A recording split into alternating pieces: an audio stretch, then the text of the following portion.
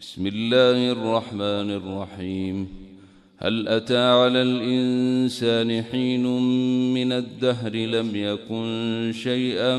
مذكورا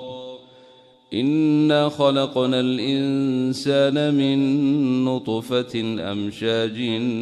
نبتليه فجعلناه سميعا بصيرا إنا هديناه السبيل إما شاكرا وإما كفورا إنا أعتدنا للكافرين سلاسلا وأغلالا وسعيرا إن الأبرار يشربون من كأس كان مزاجها كافورا عينا يشرب بها عباد الله يفجرونها تفجيرا يوفون بالنذر ويخافون يوما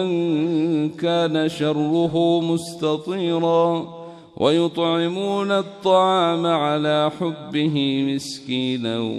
ويتيما وأسيرا إنما نطعمكم لوجه الله لا نريد منكم جزاء ولا شكورا إنا نخاف من ربنا يوما عبوسا قمطريرا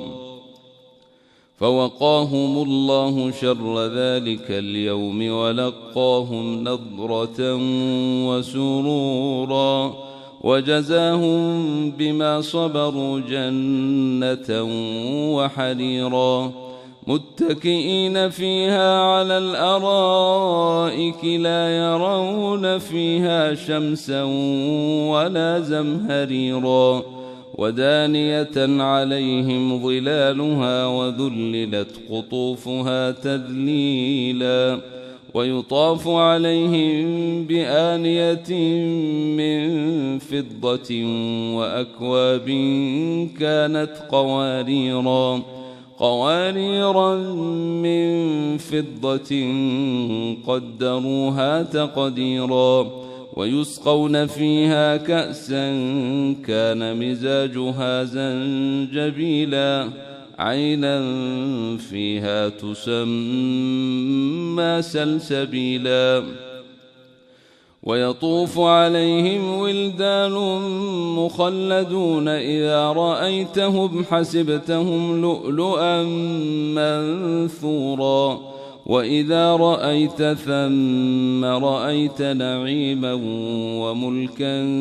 كبيرا عاليهم ثياب سندس خضر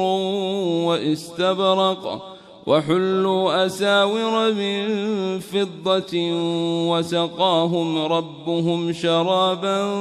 طهورا إن هذا كان لكم جزاء وكان سعيكم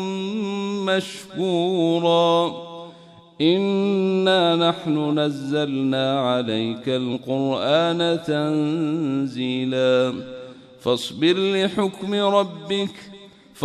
لحكم ربك ولا تطع منهم آثما أو كفورا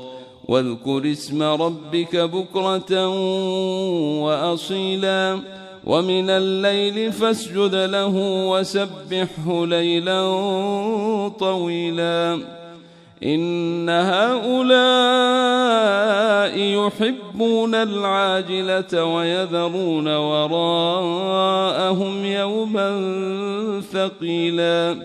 نحن خلقناهم وشددنا أسرهم وإذا شئنا بدلنا أمثالهم تبديلا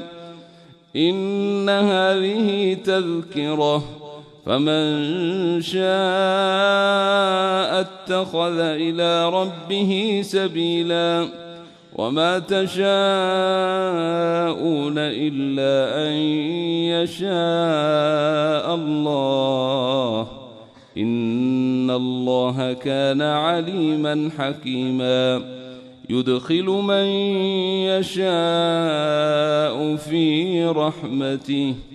والظالمين أعد لهم عذابا أليما. الله أكبر.